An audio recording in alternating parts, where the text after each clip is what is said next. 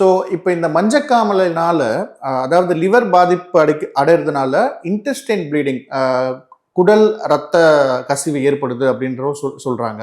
So அது எதனால அந்த மாதிரி ஒரு ப்ராசஸ் நடக்குது? ஓகே, இப்போது லிவர் பாதிப்புன்னு ஏற்படுத்திக்கிட்டிங்கன்னு வச்சுக்கோங்களேன், கல்லீரல் பாதிப்பு அப்படின்னா உடனடியாக நடக்கிறது தான் ஹெப்படைட்டிஸ், இந்த மஞ்சக்காமாலை அப்படிங்கிறது. நாள்பட வர்ற டேமேஜ், அதாவது ட்ரிங்க்ஸ் சாப்பிட்டு நாள்பட வர்ற டேமேஜோ இல்லை வைரஸ் கிருமிகள் பிசினால நாள்பட லிவருக்கு வர்ற டேமேஜ் தான் சிரோசிஸ்ன்னு சொல்லுவாங்க. லிவர் சுருங்கி போகிறது.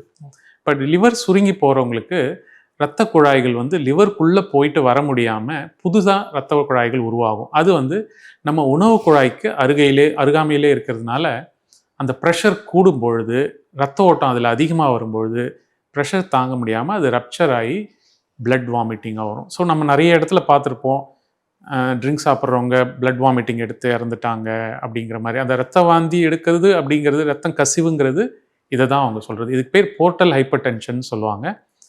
உணவு குழாய்க்கிலிருந்து வர்ற இரத்த குழாய் வீக்கம் அதிகமாகி அதிலிருந்து இரத்த கசிவு வர்றது தான். ஸோ பொதுவாகவே லிவர் சிரோசிஸ் உள்ளவங்களுக்கு இது ரொம்ப காமன் காம்ப்ளிகேஷன், குடல்லிருந்து ரத்தம் கசிகிறது. ஓகே.